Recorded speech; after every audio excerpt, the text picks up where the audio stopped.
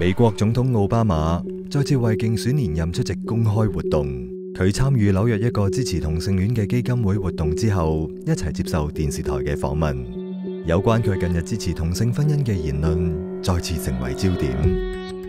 其實過去幾日，奧巴馬一直拒絕表態會否廢除聯邦政府訂立嘅保護傳統婚姻法案，法案捍衛一男一女嘅傳統婚姻。My Justice Department has said to the courts, we don't think the Defense of Marriage Act is constitutional. This is something that historically had been determined at the state level. Will you personally fight to repeal that act? Well, look, Congress is clearly on notice that I think it's a bad idea. 奧巴馬政府嘅司法部拒絕為保護傳統婚姻法案辯護。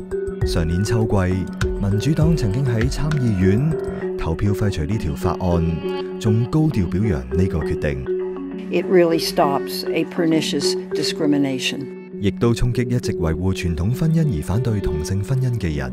They know they're wrong in their hearts. 而保守派嘅角度，同性戀主持人譴責奧巴馬利用支持同性婚姻吸金，亦爭取年輕選民以挽回劣勢。